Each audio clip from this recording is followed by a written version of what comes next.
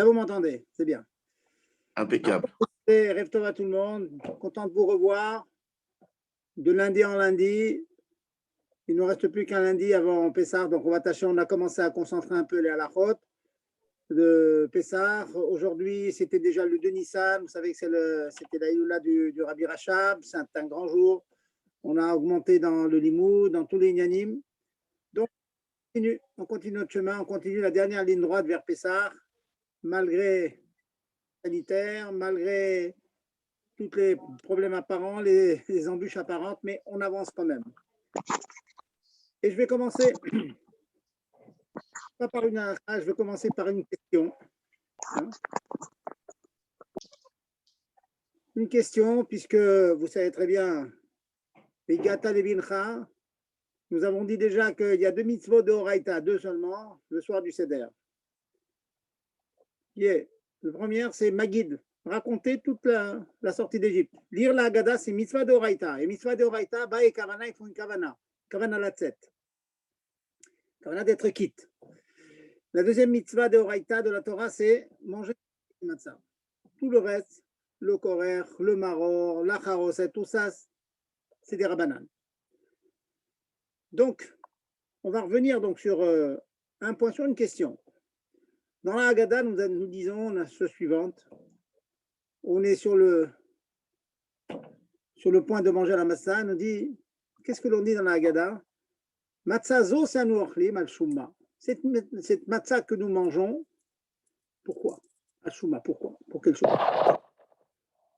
Réponse du Bala Haggadah, al shum shelo ispik batzeket shel avotenu, car la pâte qui avait été préparée par nos ancêtres, lo ispik, les achmiz, ad shenigla alehem melech malchei amachim, akadosh baruch hu.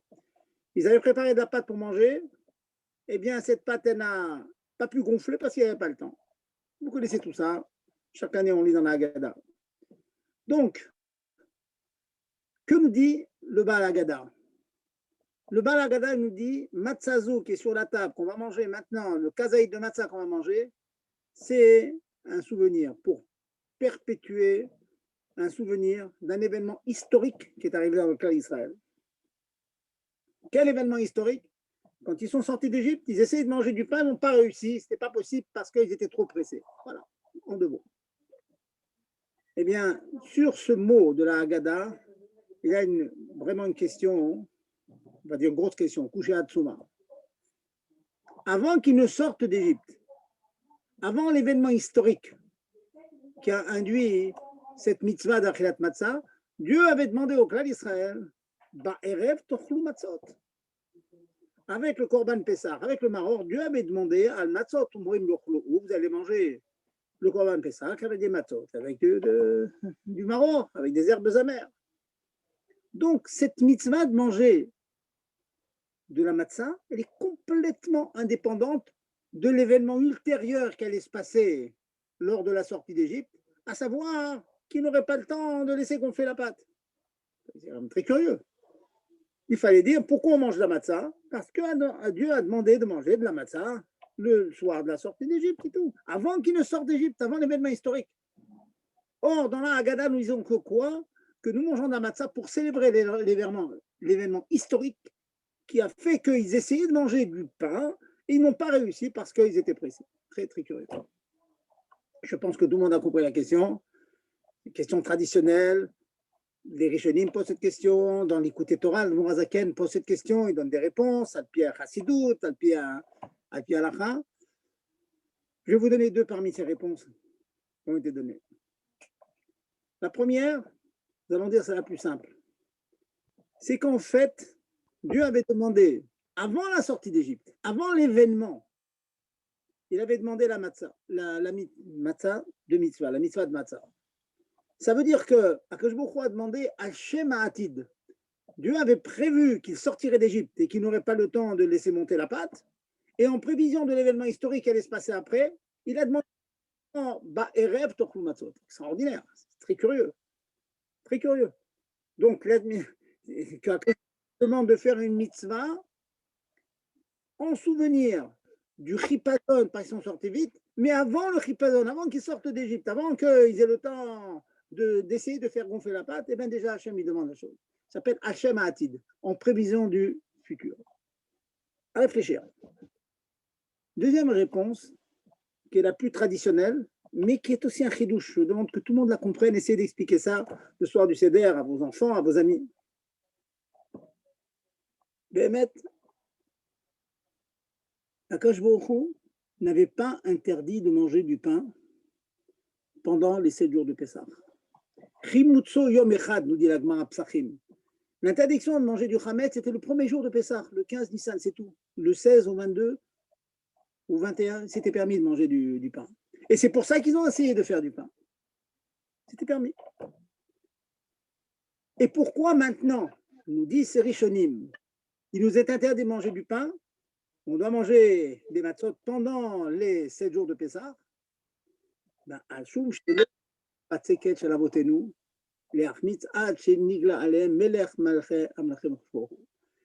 veut dire qu'il y a deux choses indépendantes. Il y a l'obligation de manger la matzah le soir de Pessah. Soit de Pessah, Erev Torchou Matzot. Maintenant, il y a une interdiction de manger du Hametz les autres jours de Pessah. Eh bien, ça, c'est seulement pour les Dorotes, pas pour le premier Dor. Le premier Dor, première génération qui est sortie d'Égypte, ils avaient tout à fait le droit de manger du pain le lendemain de Pessah. Du 16 jusqu'au 22, ils avaient le droit. Vous pouvez manger la matzah, du pain. Seulement, techniquement, ils ne sont pas réussis. Bien sûr, Al-Perasidut, ils n'ont pas réussi parce que le guilouille de Dieu était tellement grand que le ne pouvait pas gonfler. Ça, c'est Al-Perasidut, Al-Pikabala. Mais Al-Piniglé, ils cherchaient à faire du pain, ils n'ont pas réussi parce qu'ils étaient Bechipazon, ils s'empêchaient de sortir d'Égypte.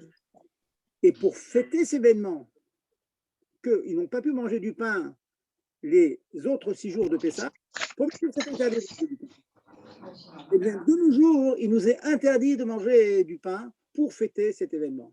Extraordinaire, c'est tout à fait une autre vision des choses. Lorsque le soir, on dit, d'après cette réponse, pourquoi on mange la matzah? On n'est pas en train de parler de l'obligation de manger de la matzah le soir même. On est en train de parler, comment se fait-il que l'on ne peut pas manger du chametz pendant la fête de Pessah?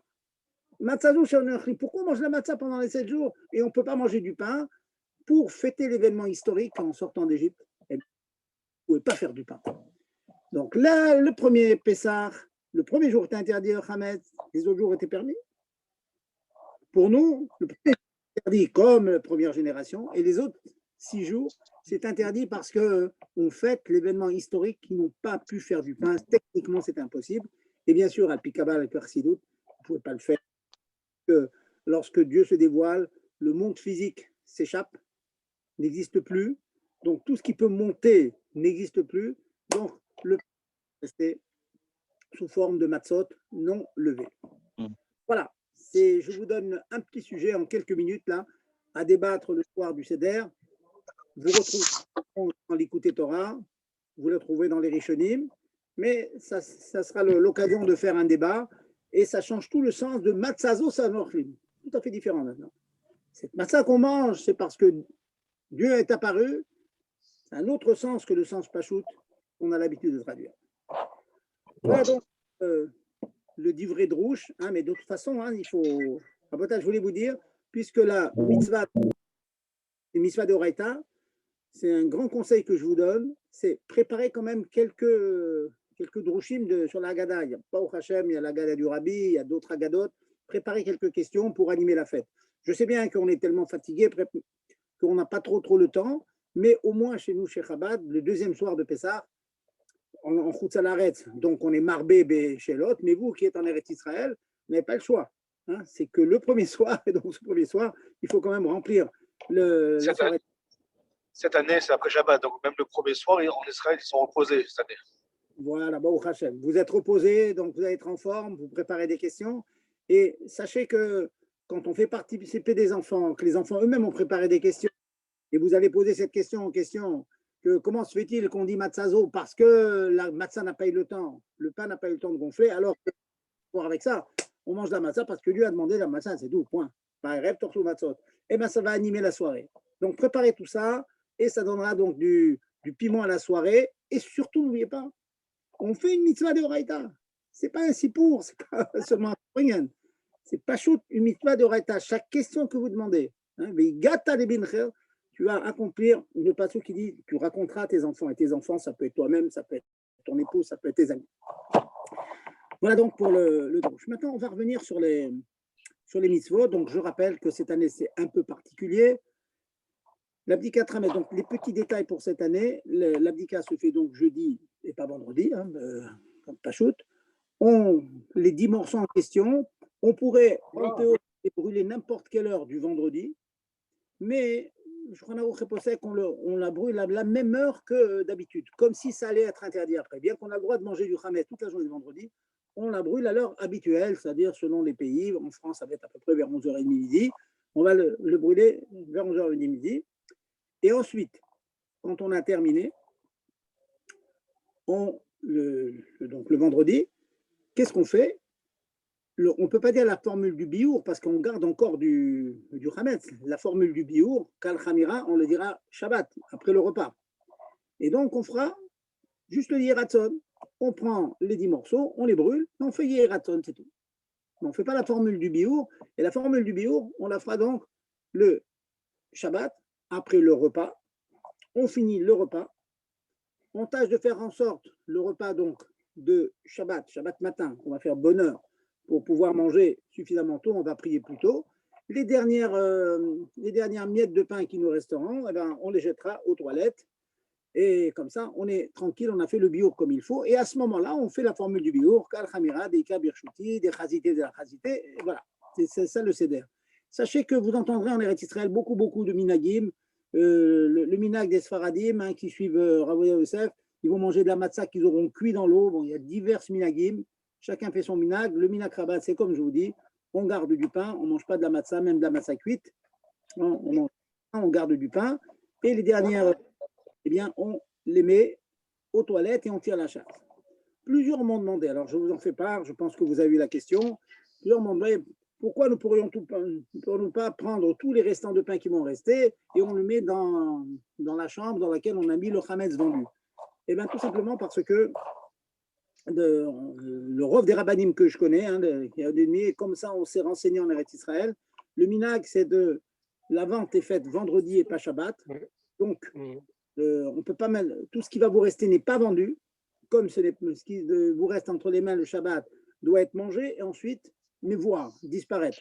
Ce n'est pas vendu, donc c'est pas chayard de le mettre dans l'endroit du Hametz vendu. Donc pensez-y, sauf que si le Rav avec qui vous allez procéder à la vente a une autre chita, c'est possible, mais d'après ce que j'ai entendu, c'est pas comme ça, c'est pas vendu. Le Hametz que vous mangez Shabbat en famille, c'est votre Hametz, c'est pas du Hametz d'un goy que vous c'est votre Hametz. Donc, une fois qu'on a fini de manger, il faut jeter les miettes. Voilà donc pour. On peut vous poser une question tout à fait en lien avec ce que vous venez de dire? Si vous permettez, laissez-moi juste vous finir ma petite introduction. Après, je vais répondre à toutes vos questions. Comme ça, je voulais oublier l'introduction. Après, on va rentrer dans le CEDER. Donc, comme je disais, le Yeraton, on le dit le vendredi.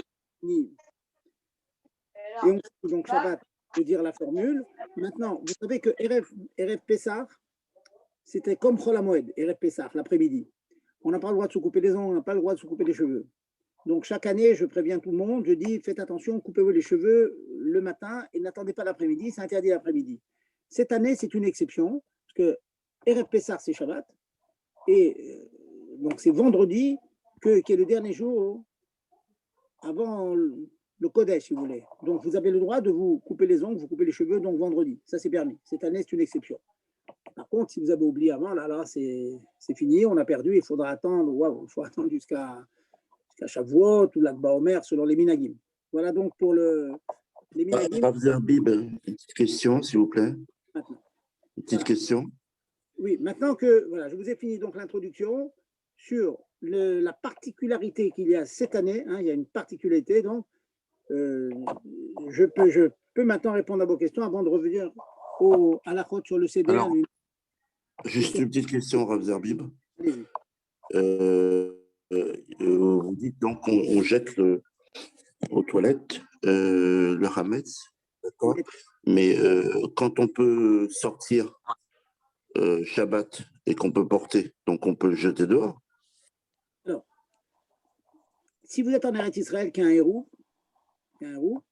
le Hamet n'est pas mouktsé, puisque vous êtes encore avant l'heure, hein, on a fini le repas. Vous avez la possibilité, effectivement, de mettre le Hamet, faites très attention, dans un endroit efker. Ça veut dire pour nous, je vous dis en France, ça veut dire qu'il faudrait mettre dans une poubelle en plastique et pas dans les containers des immeubles ou les containers des pavillons. Vous voyez, nous en France, on a un problème, c'est qu'on ne peut pas sortir le Hamet, les poubelles, on ne peut pas les sortir. Mais en supposant qu'on puisse les sortir, quelqu'un aurait fait par exemple un hérouf dans son immeuble. Il ne peut pas jeter son Hamet dans l'immeuble parce que les conteneurs qui sont dans l'immeuble, vous payez un certain prix pour pouvoir être associé à l'utilisation de ce conteneur et donc votre Hamet n'est pas sorti de votre échoute. Donc, Dans une poubelle extérieure, une poubelle extérieure. En Eretz Israël, je suppose. Hein, Oui, mais Rav, excusez-moi, j'habite dans la même ville que GG, que Mordechai, Gérard. On a un problème, nous, ou pas, avec, vous savez, on a un impôt, comment ça s'appelle, Arnona, GG, comment ça s'appelle en français? L'impôt local. Voilà. Alors, est-ce que l'Arnona que l'on payons, c'est inclut, bien évidemment, tout ce qui nous donne dans la ville? Alors, comment on le fait par rapport aux poubelles? Ah, vous dites que les poubelles de la ville, vous avez une… Ah oui, ça c'est effectivement, ça c'est un problème. Ça c'est un problème. C'est un problème. Si maintenant… Non, c'est une question, hein, j'ai j'ai rien dit, hein, je ne sais pas, c'est une question parce que j'allais plus loin quoi, dans la réflexion. J'ai très bien compris. C'est-à-dire que nous, en France, on n'a pas de problème parce que qu'est-ce que l'on fait en général? On met dans des poubelles, dans des publics. Hein, on a des conteneurs dans la ville, on les met dans les conteneurs publics. Donc, ça appartient au Goïm, ça ne nous appartient pas. Si maintenant vous dites que les conteneurs sont des conteneurs qui appartiennent à la ville et donc à des juifs, alors il y a un problème de FKR. Ça, c'est pour renseignez-vous comment le problème est résolu. Ce que vous pouvez faire, mais je ne sais pas s'il n'y aura pas de problème avec la… c'est mettre vos poubelles dans des plastiques et les mettre dans la rue, carrément. Alors, il n'y a pas de problème. J'ai pas entendu, excusez-moi. Qu'est-ce qu'on doit faire? Les sacs poubelles, dans quoi?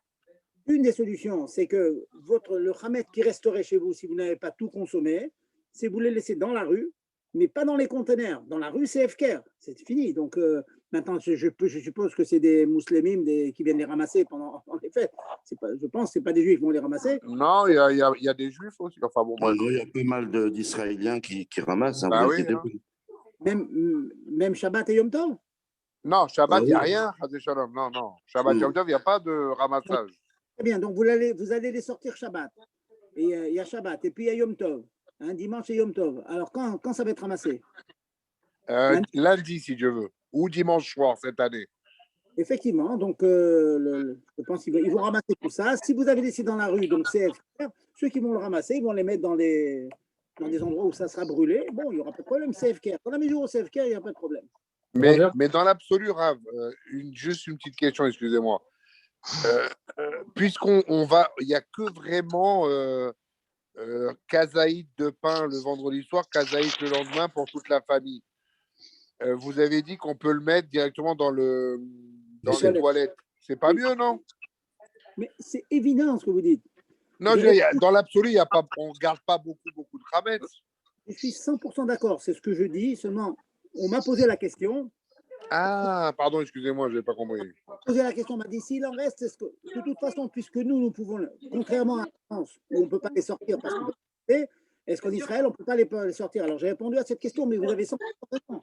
Vous avez dit votre ouais, il n'y a pas grand-chose à te jeter non plus. C'est pas… 100%. J'ai répondu à ceux pour qui, je ne sais pour quelle raison, qui auraient oublié, qui auraient gardé 10 halot. Alors, on a seule solution, c'est pas de les mettre dans la rue. Il n'y a pas de Ouais, c'est ça. Ah, ok, excusez-moi, d'accord. Puis je vous reprends sur quelque chose. Pour le repas de Shabbat, un kazé ne suffit pas. Il faut prendre un kabetza. Hein, c'est 57, 60 grammes. Hein, mais méfiez-vous, c'est quand même une grosse tranche de pain. Hein. Ah, c'est 230 grammes comme une pizza, quoi. Non, 57 grammes. Je ne sais pas combien une pita, peser une pita, regardez ce que ça fait, je pense que peut-être un peu plus qu'une pita. Combien il faut, Rav? Je n'ai pas compris. 57 grammes? Un kabetza, c'est le double d'un kazaït. Ah, d'accord, ok. 60 grammes, quoi, à peu près. Non, on peut garder pas ça. Ok. Ouais, vraiment, c'est pas pour Shabbat. Chaque Shabbat, Et même, Bémet, chaque repas que l'on fait avec motzi, ça je précise, il y a beaucoup qui ignorent ça. Quand on fait motzi, pour faire netilat adayim bracha, il faut avoir un kabetza de pain et pas seulement un kazaït. Si on a mangé qu'un kazaït, on fait birkat Amazon, mais il faut faire netilat adayim sans bracha. Si on a juste quelqu'un qui est au régime, qui pèse tout, il va manger pile 30 grammes de pain, il fera netilat adayim sans bracha. Pour faire netilat avec bracha, il faut prendre un kabetza sur le double, on va dire 60 grammes, j'arrondis à 60, vous voyez. Et donc, comme c'est un repas de Shabbat, il faut prendre 60 grammes. Le Onek Shabbat fera au moins 60 grammes. C'est ce qu'on prendra, donc, vous ferez netilat normalement. Voilà ce qu'il faudra préparer. Et ce qui vous restera, les petites miettes, vous les jetez aux toilettes. Voilà. Mais Rav, une dernière question et je vous laisse. Enfin, je vous laisse pas. Oui. Est-ce qu'on peut déjà, le repas de vendredi soir, jeter les khatrila, le pain dans les toilettes pour pas que ça reste traîné? Il reste des miettes, vous pouvez les traîner, les mettre aux toilettes. Oui. C'est prévu, ça fait partie du bio. Et le lendemain, on refait la même opération. Exactement. Monsieur Patrick, vous avez posé une question. Oui, je voulais vous demander, est-ce que une fois qu'on a brûlé le chametz le vendredi, on dit que bon voilà, il faut garder du chametz de côté pour les séodotes de Shabbat. Est-ce que ça veut dire que une fois qu'on a brûlé le chametz, on n'a plus le droit de consommer que ce chametz-là?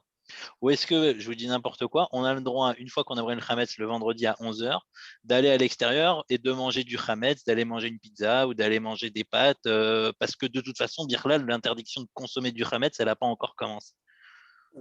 Eh bien, la réponse est comme le deuxième sad que vous avez dit. À savoir, vous pouvez manger tout le chametz que vous voulez.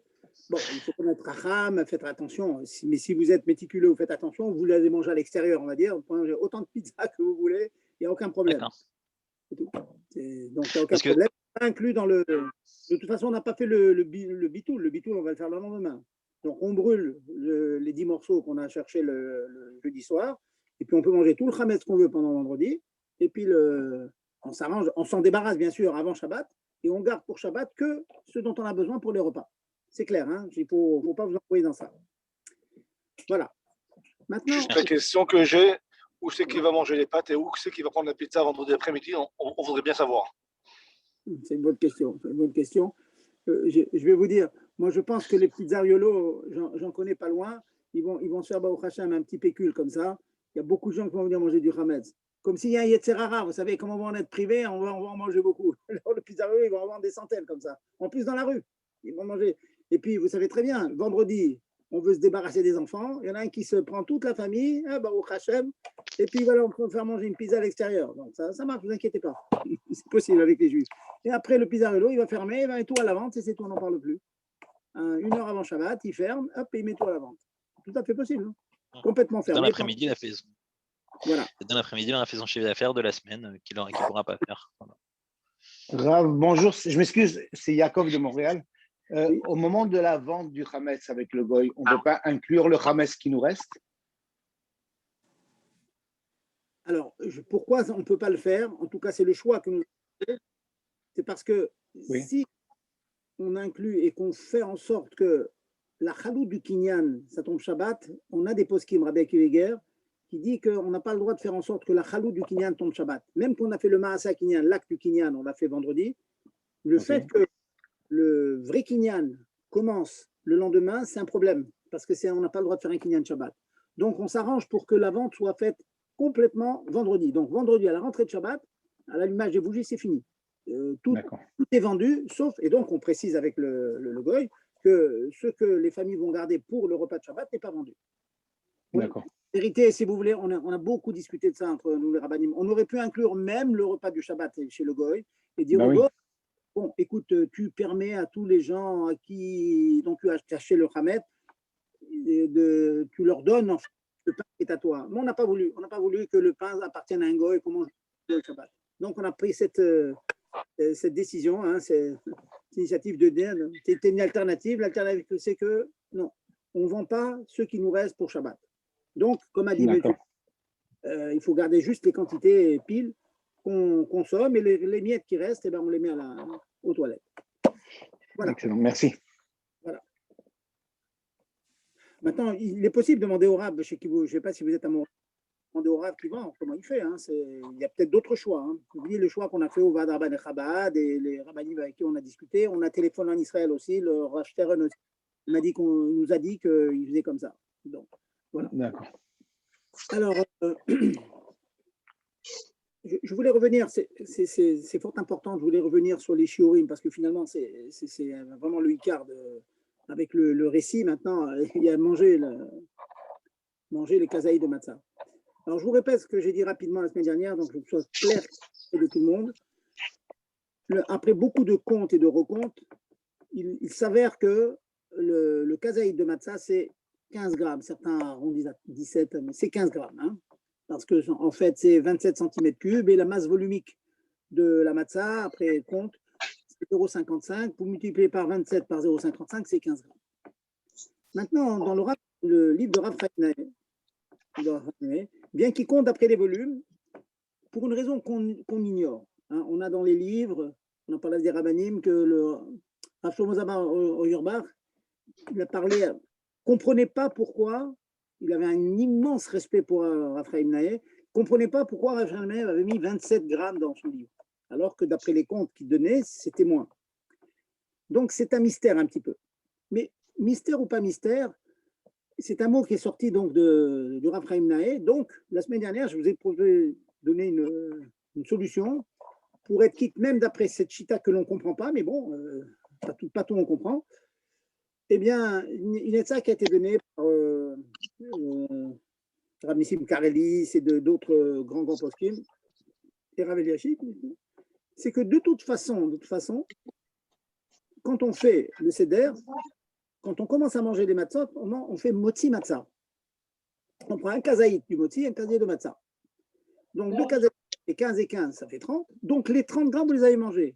Donc, Minatora, on est quitte d'après toutes les chitotes. Il n'y a aucun problème. Tout le reste, c'est des rabananes. Ça fait que des rabananes, la coula. Donc, la nafkamina, ce qui sort de ce que je suis en train de dire, c'est qu'il faut que le papa soit makpid, que toutes les épouses, les grands-mères, les tantes, elles aient deux kazaïtim et pas qu'un seul. Pour les garçons, il n'y a pas de problème. Je parle chez Chabad. Chez Chabad, les garçons n'ont pas de problème parce qu'ils ont tous leur plateau, enfin, ils ont tous leur seder devant eux. Donc, ils ont d'autres personnels, donc ils vont manger les deux kazetim. Il n'y a aucun problème. Donc, s'ils mangent 15 et 15 en même temps, donc, de toute façon, ils vont manger leurs 30 grammes. Mais les garçons, théorie pure, hein, on pourrait leur distribuer 15 grammes. Je dis ce que je préconise, hein, c'est vraiment une étude qui est donnée par des Gdolé Israël, hein, c'est que le papa, de faire manger lui-même le kazetim, motzi matzah, il fera en sorte que chacune des filles qui n'ont pas de plateau devant eux mange aussi motzi, un kazaïd de motzi, un kazaïd de matzah. Ce qui fait que, de toute façon, ils auront mangé en même temps. Donc, on est quitte même, d'après cette phrase que le Rav Chaim Naeh nous a laissée, que c'était 27 grammes. Voilà ce que je voulais dire. Donc, on est quitte maintenant les choum safek, d'après toutes les chitotes. Juste un point qu'il ne faut pas oublier, les papas, messieurs, s'il vous plaît, on aura distribué donc les deux kazetim à chacune des filles et aux mamans, etc. Les papas, ils ont leur plateau devant eux. Il ne faut pas que le papa oublie de donner un petit peu de la shlema, comme on fait tous les Shabbats, on donne un petit peu de la matzah shlema à chacun des membres de la famille. Parce qu'il n'est pas question qu'avec les 3 matzot que le père a devant lui, distribuer 2 kazetim à chacun des femmes ou des filles et de son épouse. Il n'y a pas suffisamment. Donc il faut distribuer, avant qu'il commence le seder, il faut distribuer 2 kazetim que je recommande que vous pesiez avant. C'est vrai, vraiment, ça vaut la peine. Le vendredi, cette année, on a toute la journée du vendredi. Vous achetez un pèse-lettres, vous pesez vos lettres, cachez à l'épaissard, tout ce que vous voulez, tous les idorim. Vous pesez, comme ça, vous avez une vingtaine de kazetim préparés, comme ça, vous distribuez. Il n'y a pas besoin de compter, de donner plus par khumra. On donne pile les quantités qu'il faut. Donc, je disais, ne pas oublier de donner un petit morceau de la shlema. Hein, c'est un hidour mitzvah, mais c'est un hidour qu'on fait tous les Shabbats. On tient à ce que toutes l'épouse et les filles, elles gouchent de la shlema. Donc, il prend de sa massage shlema, et pendant qu'il mange, ou après, ou avant, eh bien, il distribue un petit peu de la shlema, de telle sorte que l'épouse et les filles, elles vont non seulement prendre leurs 2 kazetim en quantité 15 et 15, ça leur fera 30, plus ce petit morceau de la shlema, donc elles auront tout accompli. Et je vais plus loin, imaginons on ne sait pas trop. J'ai dit 15 grammes, c'est à peu près un quart de matzah. Hein, un quart de matzah. Mais des fois, on a toujours peur, on prend un peu plus. C'est pour ça que je conseille vivement de peser avant. Vraiment, parce que sinon, on se bourre de matzah et on n'apprécie pas le seder. Combien d'années j'entendais, on passe toute seder à se bourrer de matzot et donc on apprécie moins d'abord le repas. Hein, c'est une de Onek Shabbat, de manger un bon repas, de l'apprécier.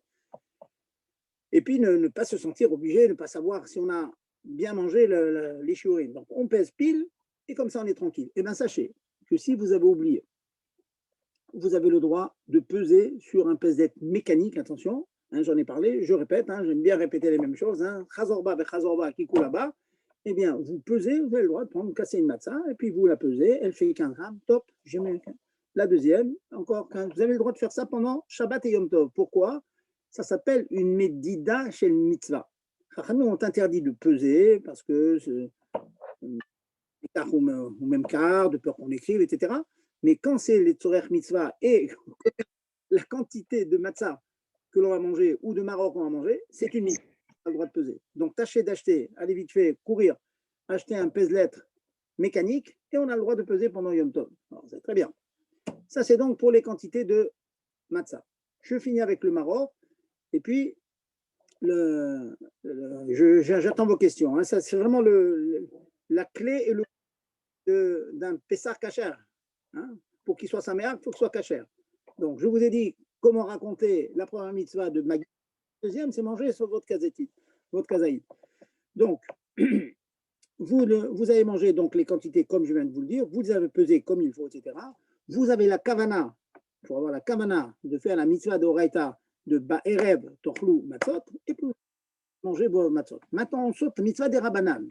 Mitzvah des Rabanan, c'est manger la laitue. En fait, on ne prend pas la laitue, on prend de la romaine. Je ne sais pas si vous en avez en Eretz Israël.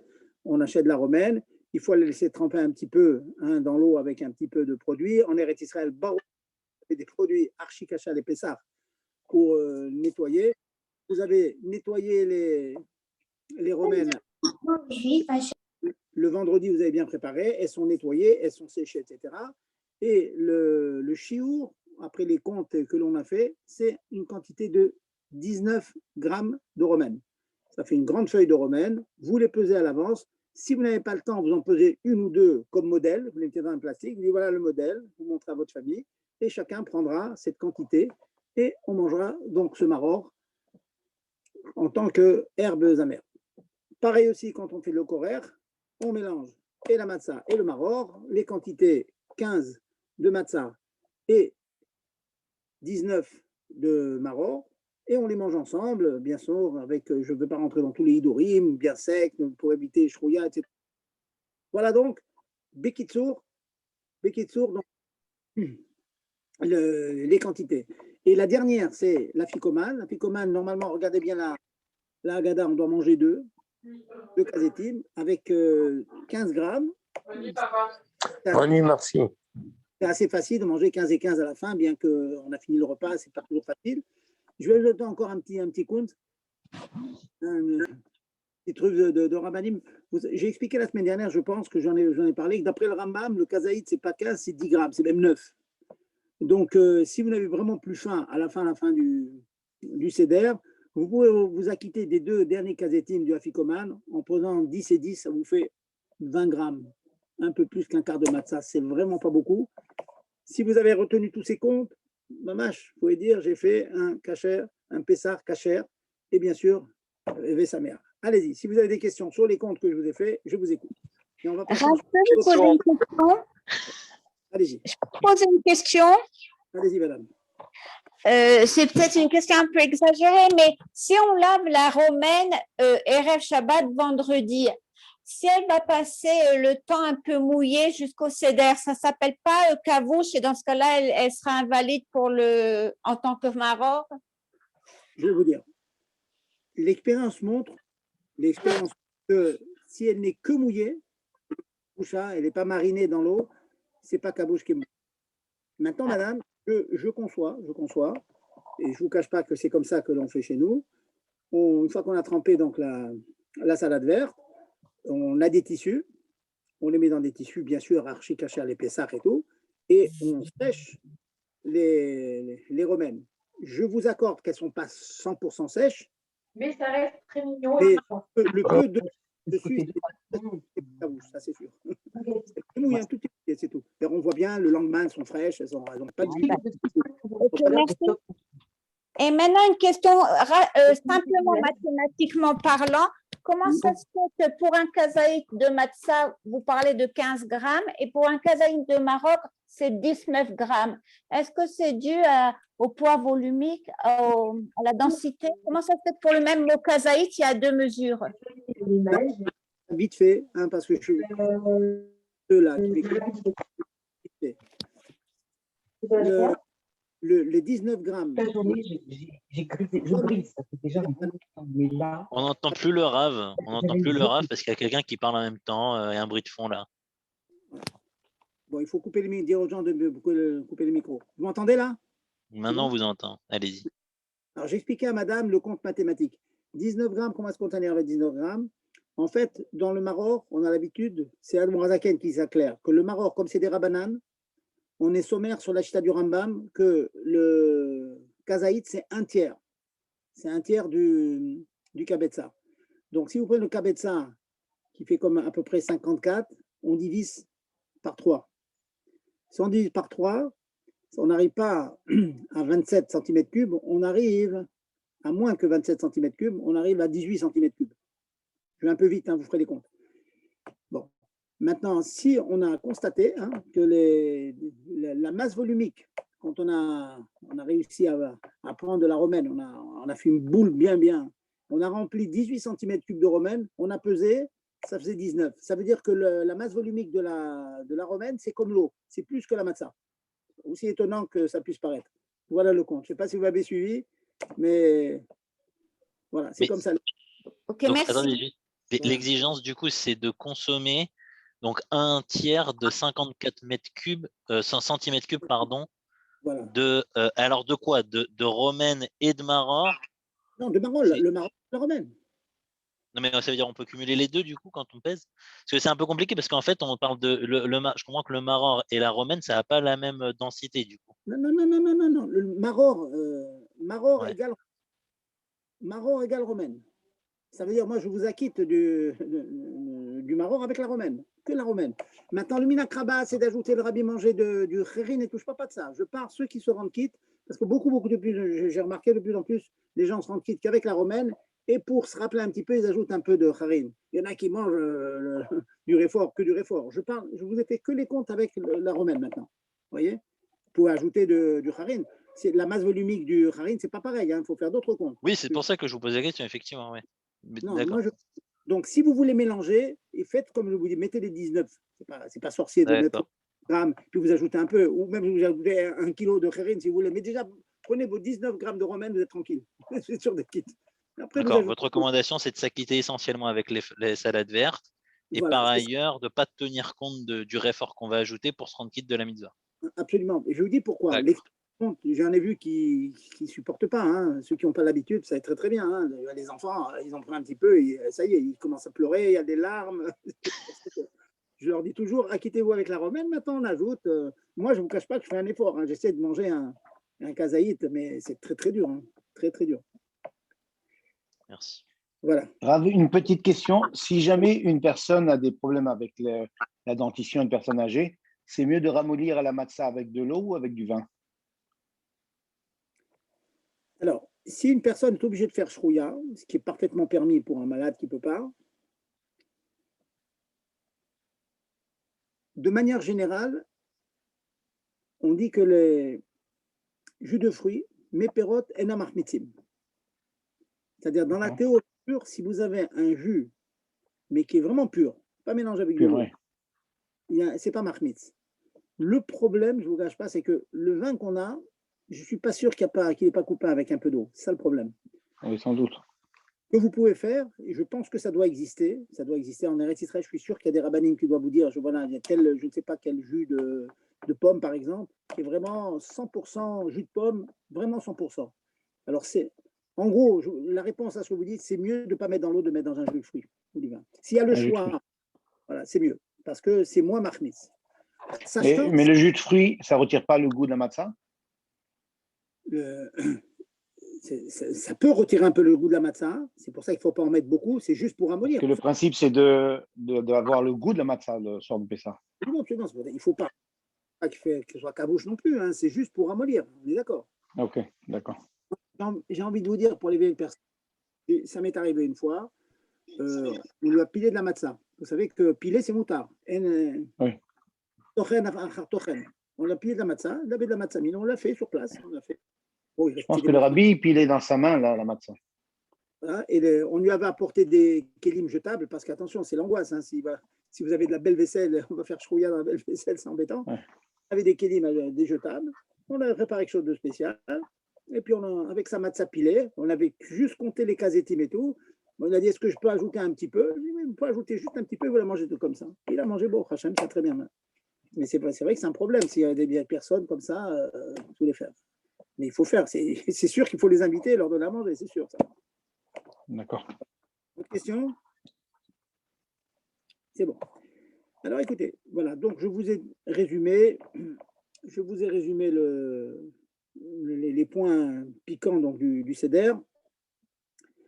Je vous l'ai dit peut-être la semaine dernière, une chose qui est arrivée une fois, une personne elle avait tellement bien mangé qu'il a tout vomi. Je ne sais pas si je vous ai parlé de ça la semaine dernière. Est-ce qu'une personne qui a vomi, il est quitte du Seder? Il a tout rendu. Alors, la réponse, c'est que c'est une hakira, c'est une recherche.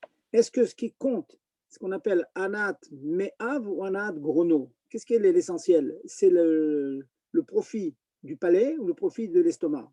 Si on dit que le profit du palais, c'est ça le hikar, donc il est quitte. De toute façon, la matzah, le vin, tout est passé par le palais. Si on dit que c'est anat me'av, c'est le profit de l'estomac, alors non, il a tout vendu, tout rendu. Bon, le robe, l'immense majorité des poskim, ils disent qu'on est quitte. C'est l'essentiel, c'est anat me'av. Mais si on peut, si après avoir vomi, je ne sais pas si c'est possible, mais si au moins remanger un kazaï de matzah, qui est mitzvah de Horaïta, hein, le vin, c'est des rabanan, le maror, c'est des rabanan, mais on a la matzah qui est des Horaïta, ça vaut la peine de remanger un kazaït. Et si c'est dur, on n'a qu'à le piler, s'arranger, à manger la cuillère, au moins sur notre kazaït. Hein. Bah, erev tofu matzot, c'est vraiment la mitzvah du soir. Hein. En chassidou, c'est atzmut, c'est l'essence divine qui s'attache à nous avec cette matzah. Hein. Autant qu'on puisse comprendre ces concepts, mais nous, on sait combien c'est important. Hein, et donc, voilà. Maintenant, je vais vous parler, à moins que vous ayez des questions sur ça. Donc, le Seder, je ne vais pas plus insister là-dessus, sur le Seder. Les questions qui sont très... Malheureusement, surtout maintenant avec le problème sanitaire et tout, beaucoup de personnes prennent des médicaments. Bon, qu'est-ce qu'on fait avec les médicaments? Il y en a beaucoup qui sont à base de chametz, il y en a qui sont à base de kitniot. Nous, on est marqués, le riz et tout ça, on n'en mange pas. Qu'est-ce que l'on fait avec les médicaments? Bon.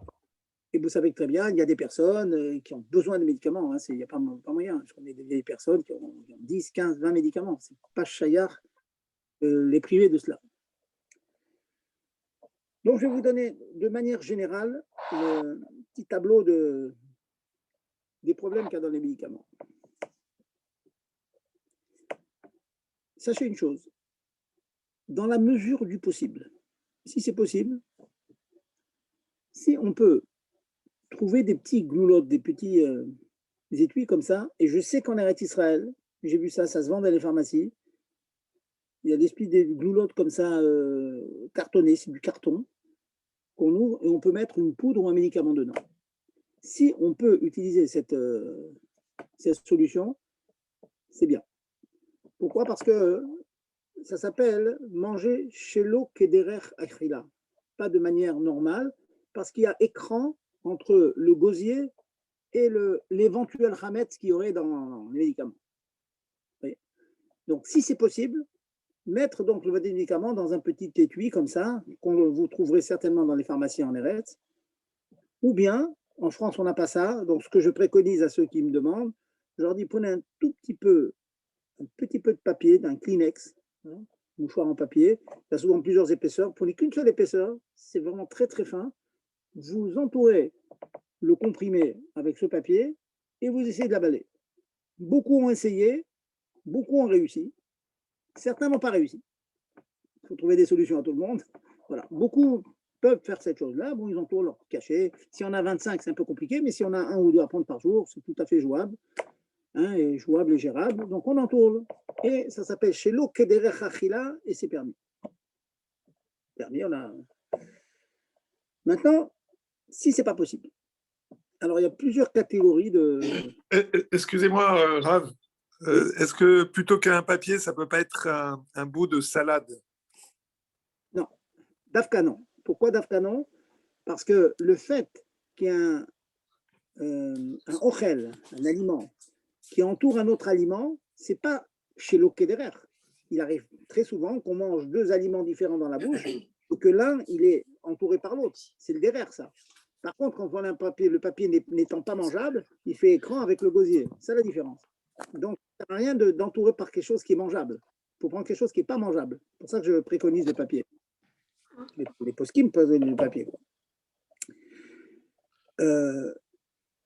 Maintenant, si ce n'est pas possible, hein, c'est-à-dire moi je ne peux pas, moi ça me reste, ça se coince dans la gorge, je ne peux pas. Alors, ce qu'il faut faire d'abord, il y a un travail à faire avant Pessah. On a des listes, Baruch Hashem.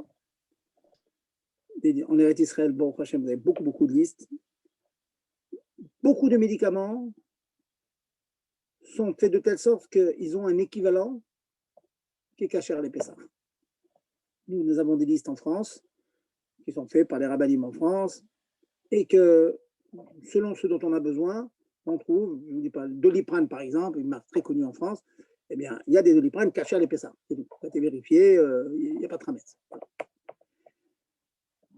J'avance. Si ce n'est pas possible, il y en a qui sont faits faire avec des kitniotes. Poudre de riz, poudre de sarrasin, etc. C'est évident que les kitniotes, sur lesquels nous sommes extrêmement marqués, hein, comme le Rama, comme c'est connu le Minhag Ashkenaz, que les kitniotes, c'est très chameau, on ne prend pas, mais minadine, c'est kasher. Donc, si vous avez des médicaments qui sont faits à base de kitniotes, vous pouvez les prendre comme médicaments. C'est évident que pour un malade, ça ne rentre pas dans la takanat rachamim de ne pas manger des kitniotes, le riz, sarrasin, toutes ces choses-là. Donc, ça, deuxième chose. Donc, kasher des Pessah, deuxièmement, avec des kitniotes. Troisièmement, si même ça, je n'ai pas trouvé, ni kasher des Pessah, ni avec kitniotes, mais on sait que c'est fait à base des fois d'amidon. Il y a certains cachets comme ça qui sont faits à base d'amidon. Sachez que les cachets qui sont comme la forme des Doliprane, les aspirines et tout ça, qui n'ont pas un bon goût. Alors les poskim me disent que c'est nishtane turatam, hein, leur tsura a tellement changé qu'ils ont perdu leur issour de chametz. Au-delà du inyan que c'est pas mangeable par un chien. Vous savez que c'est pas mangeable par un chien, c'est pas évident. Il y a un concept dans les poskim qui s'appelle archevé. Quand je suis intéressé par le chametz qu'il y a dedans, même qu'il n'est pas mangeable, c'est chachou. Mais là, nous disons que c'est cette partie-là qui sert à tenir l'excipient, qui sert à tenir l'effet du médicament, l'effet curatif du médicament. En général, il n'y a pas archevé, il n'y a pas cette svara-là que je lui donne Khashivut. Donc, s'il n'y a pas le choix, ben, sachez qu'on peut le prendre. Donc, c'est permis de le prendre en troisième position. Si on ne peut pas trouver du kasher l'épaisseur, si on ne peut pas l'entourer avec du papier, et que ce n'est pas des kitniotes, c'est du chametz, bon, ben, on a le droit de les prendre quand même. Et c'est évident qu'on a besoin de ce genre d'éthérine. Hein. Je connais une EHPAD, je vois les vieilles personnes qui ont vraiment un tas de cachets, c'est pas chaillard de commencer à leur faire availler ça avec du papier, donc il n'y a pas le choix, il n'y a pas le choix. Là où par contre, très gros problème, ce sont les sirops. Les sirops qui contiennent du chametz. Et il y en a. On a constaté dans les listes, on a fait des recherches et tout, on a vu c'était à base d'alcool de blé, ou bien dans le sirop même, il peut y avoir des résidus de blé, de farine, c'est marqué dessus. Là, c'est un gros problème. Il faut vraiment tâcher de voir avec le médecin si le malade peut se dispenser de ce médicament-là. Alors, pour montrer la gravité du problème dans certains cas, beaucoup de femmes sont obligées de nourrir leur bébé. Ils ont fait moult tentatives. ils ont constaté que le seul lait que le bébé tolère, c'est un lait qui n'est pas sur la liste, et pour cause, parce qu'il y a du Hametz. Donc, je suis en train maintenant de donner le scénario catastrophe. Hein. On va tout essayer, la maman ne peut pas allaiter, ou même si elle allaite, il faut un complément. Pas le choix. Bon, ça, c'est des cas compliqués. Ces cas compliqués, il faut de la manger au bébé. Sakana, elle ne peut pas rester sans. Alors, ce que l'on peut faire, c'est la chose suivante. Je vous donne vraiment le cas le pire qui puisse arriver. Si le seul moyen, c'est d'avoir du Hametz, ce que vous faites, on s'arrange avec vous, il faut prévenir le Rav qui vous fait la vente. Et le Rav prévient le Goy. Il dit voilà, il y a certains laits maternisés, pas maternisés, qui sont à base de Hametz, qu'on te vend, qui sont à toi. Mais on te demande la permission de l'utiliser pour les bébés, le cas échéant. Bon, ça ne dérange pas le Goy. Si on fait les comptes après Pessah, il sera payé pour ça, il n'y a pas de problème. Et donc, la maman, première solution, s'il y a, très très difficile, mais s'il y a une Goya, une femme de ménage qui a demeure, la femme de ménage pourra prendre ce lait dans les objets vendus et nourrir le bébé. Dans la majorité des cas, ce n'est pas possible. Et la maman, elle dit, je ne peux pas. C'est 2 fois, 3 fois par nuit, il ne peut pas avoir une femme de ménage toute la nuit avec moi. Dans ce cas-là, il faudra que la maman prenne quand même ce lait et Hametz, donne à manger au bébé, pas le choix, hein, c'est sakana, un bébé qui a besoin de manger. Hein. Je parle bien fort, le cas où vraiment on peut réduire les taux. Et il faudra que la maman pense, au moment où elle donne ce lait au bébé, à ne pas acquérir le lait. Il faut que dans sa tête, elle dise, voilà, ce lait Hametz, il appartient au goy à qui on a vendu. Et ce goy nous permet, on n'est pas des voleurs, nous permet de l'utiliser, mais ça reste à lui du début jusqu'à la fin. Donc au moment où elle le prend dans sa main, elle pense à ne pas être kona, à ne pas acquérir. Ça reste un objet prêté. Elle nourrit ce bébé, bien sûr avec toutes les précautions et des ustensiles jetables et tout, qu'elle mettra ensuite à l'extérieur, qu'elle mettra hors de la maison, et ensuite elle remet donc son lait Hametz dans les parties vendues pour les réintégrer dans les endroits vendus. Voilà. C'est des solutions, hein, c'est les cas que nous avons eus les dernières années. Hein, ça arrive. Hein, voilà. Donc voilà, je vous ai fait très très rapidement, bien sûr, les solutions pour les médicaments, sachant que de manière générale, il y en a qui ont des gouttes pour les yeux, des gouttes pour le nez, des gouttes pour les oreilles. Dans l'immense majorité des cas, on peut les utiliser. On a fait des expériences, des recherches. Dans l'immense majorité des cas, il n'y a pas de problème dans ces médicaments. Pareil aussi les pommades. On a les pommades un problème de ce qu'on appelle sikha keshtia. Une khumra que le fait d'enduire tetzach, de mettre une pommade à base de Hametz, c'est comme si on le buvait. Bon, en général, même quand il peut y avoir de l'alcool dans ces pommades, bon, c'est de l'alcool qui a été beaucoup transformé. Et donc, s'il n'y a vraiment pas le choix, si vraiment il y a des brûlures, on peut imaginer des cas comme ça où c'est absolument indispensable de mettre ces pommades, sachez qu'il y a une possibilité de mettre des pommades, même s'il peut y avoir des relents de Hametz dedans. Voilà, donc, si vous avez des suppositoires, par exemple, aussi, bon, ça peut arriver, quelquefois, il peut y avoir un peu de Hametz aussi, c'est complètement aussi les utiliser. On ne les met pas dans la bouche, donc c'est beaucoup moins chameau. Voilà donc un tableau général. Hein, c'est très rapide, hein, parce que c'est quelques minutes qu'on peut résumer. Au Hachem, il y a beaucoup de livres qui paraissent là-dessus. Mais voilà, au courant des problèmes qu'on peut avoir avec les médicaments. Maintenant, j'écoute vos questions avant de penser au prochain. Allez-y. Y a-t-il des questions?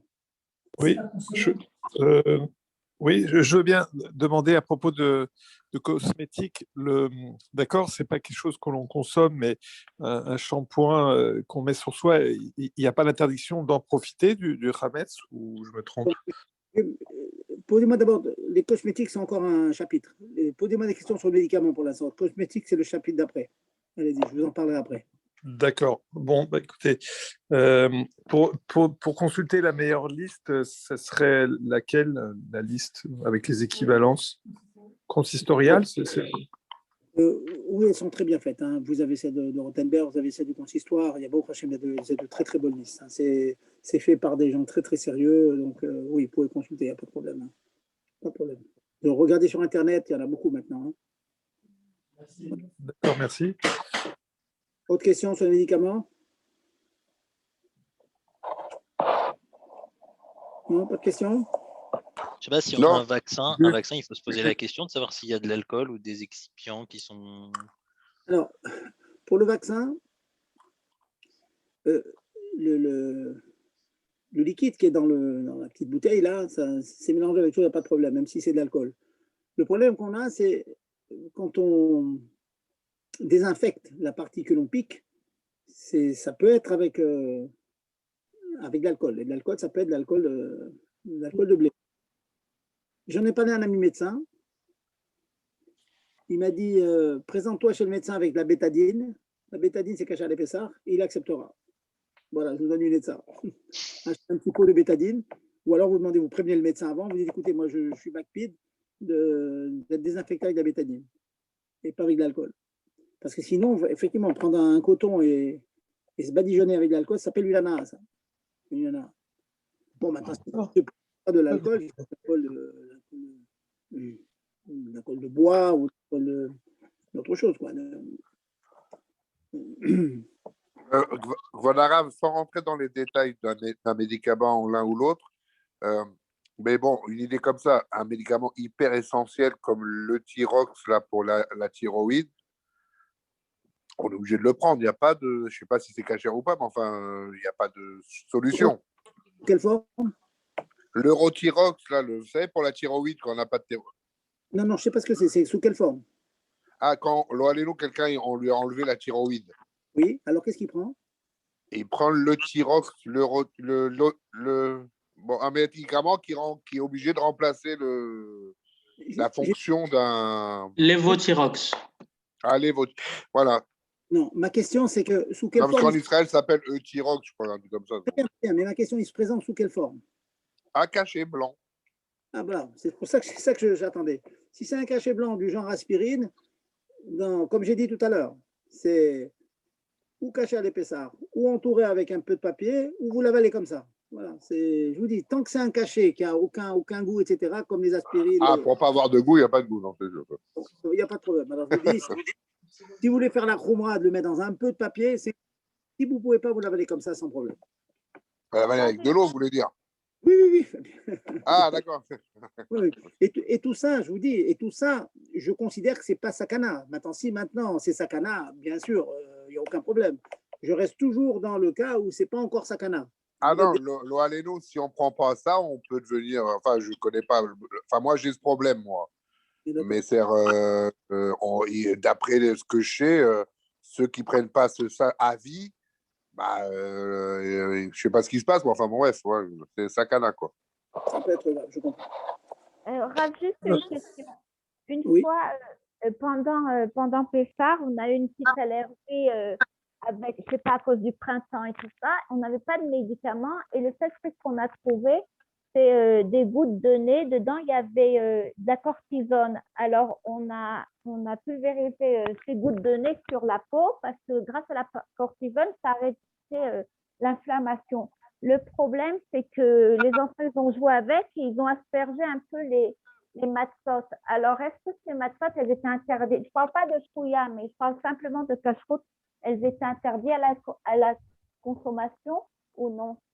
La vérité, pour vous répondre, il faudrait que je cherche qu'est-ce qu'il y avait dans ce produit. Vous savez ce qu'il y avait dedans, la composition? Non, mais c'est des gouttes de nez, parce que vous avez dit pratiquement sûr que c'est permis.